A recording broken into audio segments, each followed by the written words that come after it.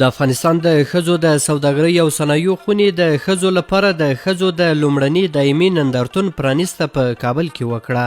په دغه نندارتون کې چې شاوخوا 40 میرمنو ګډون کړی و، خپل لاسي توکي نندارې ته وړاندې کړل.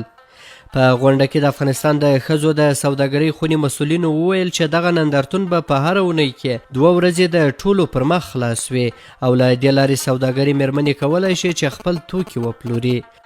هدف از نمایشگاه دایمی هست. له دایمي نندارتون څخه زموږ هدف دا دی چې په ټول هیواد کې د ښځو د لاسي صنایعو لپاره بازار موندنه وکړو او د نندارې لپاره یې کښیږدو. دغه راز په هیواد کې دننه او نړیوالو بازارونو ته دغه لاسي صنایع ورسوو.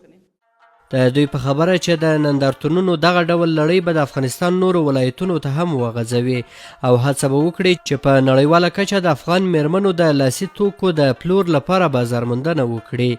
ولی مونږ نه دا ده چې د زناو تاک نه مونږ خپل خویندو ته په هر ولایت کې خصوصا په د کلو کې په رسولیو کې چې ښځه د یو شکوله وي که 40 شکوله حق نه ده ورسېدله. مونږ نه دغه ده چې د هغې کونډو ته داسې برنامې برابرې کړو چې خپل کور نه په عزت کې ماشین ولري، خپل رخت ولري، خپل ماشین ولري، خپل ستنه ګوټه ولري، د خپل کور نه خپل کور وکړي.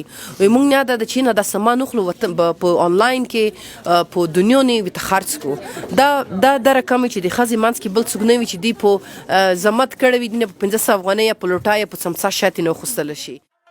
د دغه نندارتون یو شمېر ګډونوالو میرمنو له CMG سره په خپلو خبرو کې وویل چې دې ته ورته نندارتونونو په مرسته کولی شي لاسي صنایع په ښه ډول سره وپلورل شي. چې په دې کې تقریبا 40 ښځې دلته خپل محصولات راوړي دي او د نمایش په خاطر دلته ویښې دي او د دې ګټې زښته ډېرې دي ځکه چې دوی ته یو مارکیټینګ کیږي، د دوی محصولات خلک پیژني او د همدې لارې ډېری ښځې دي چې نشي کولی د باندې خپل محصولات یو دوکان کې خرڅ کړي، بیا دلته منګ اسکه راغلي دي او د همدې د لارې د خپل محصولات خرڅوي او ځان ته روپۍ ګټي. این نمایشگاه از طرف دغه نندارتون د ښځو د سوداګرۍ او صنایعو د خونې له لورې د ښځو لپاره پرانیستل شوی دی. دا ډول نندارتونونه د ښځو د لاسي صنایعو لپاره ډیر ګټور دي. خلک کولی سي پوه سي چې ښځې کوم کارونه ترسره کولی سي.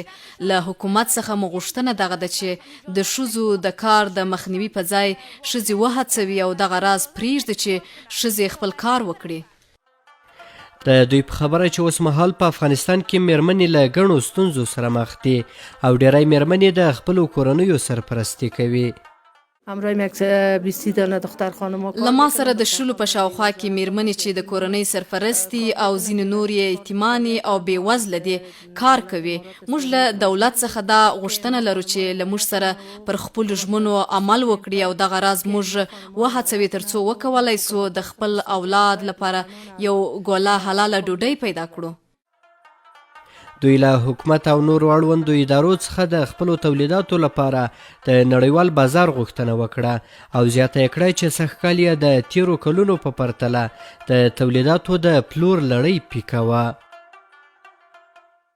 د ښځو د تولیداتو لپاره په پلازمینه کابل کې دغه دایمي نندارتون پر داسې مهال پرانیستل کیږي چې تازه د افغانستان سرپرست حکومت په ټول هیواد کې د ښځو پر وړاندې د خصوصي او دولتي پوهنتونونو دروازې وتړلې.